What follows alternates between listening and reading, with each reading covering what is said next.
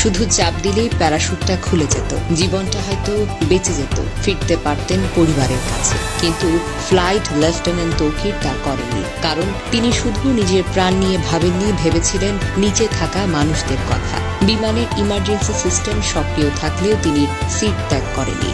শেষ মুহূর্ত পর্যন্ত চেষ্টা করে গেছেন বিধ্বস্ত হওয়ার আগেই ফাঁকা জায়গায় নিয়ে যেতে। তিনি জানতেন তার এই যুদ্ধ বিমান যদি কোনো জনবহুল এলাকায় পড়ে আরো অনেক প্রাণ যাবে। এই সাহসিকতা, এই আত্মত্যাগ কোনো শব্দে সম্পূর্ণ বর্ণনা করা যায় না। তৌকিরের যে বিমানটি বিধ্বস্ত হয়েছে সেটি ছিল বেশ পুরনো F-7BGI, একটি যুদ্ধ বিমান যার স্থান আধুনিক যুগে আর নেই। তবুও এই বাতিল বিমান দিয়ে চলছিল প্রশিক্ষণ, কারণ দুর্নীতি আজও উড়ে বেড়ায় বাংলাদেশের আকাশে, আর সেই দুর্নীতির বোঝা বয় আমাদের মতো সন্তানেরা। তৌকির আকাশে মারা যাননি, তিনি মরে গিয়েছিলেন বহু আগে।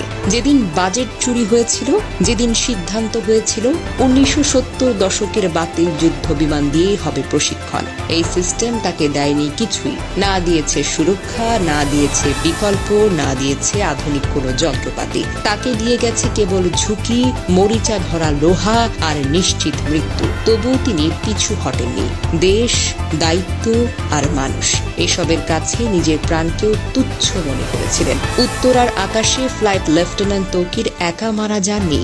এই ভয়াবহ দুর্ঘটনায় আরো অনেক প্রাণ ঝরে গেছে। আমরা গভীরভাবে শোকাহত। শহীদ তৌকির সহ সকল নিহতের আত্মার মাগফিরাত আমরা কামনা করি। আহতদের জন্য দোয়া করি, আল্লাহ যেন তাদের দ্রুত আরোগ্য দান করেন। আমাদের একটাই প্রার্থনা, আর যেন কোনো তরুণ তৌকিরকে একটা মরিচে ধরা যুদ্ধ বিমানের সঙ্গে জীবন বিসর্জন দিতে না হয়।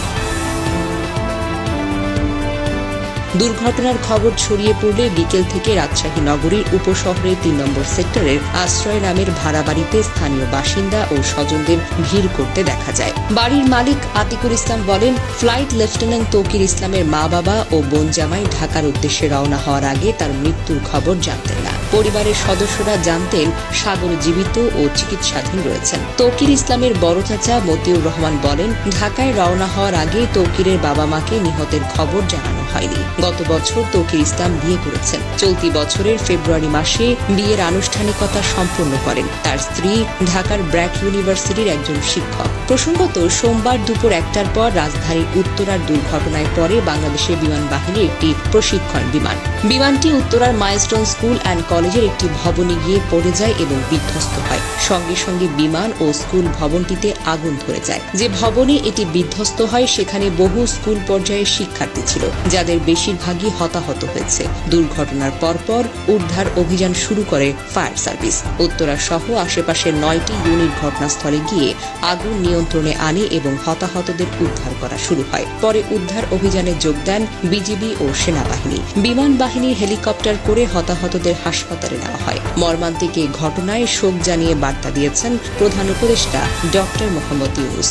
মঙ্গলবার রাষ্ট্রীয় শোক ঘোষণা করা হয়েছে।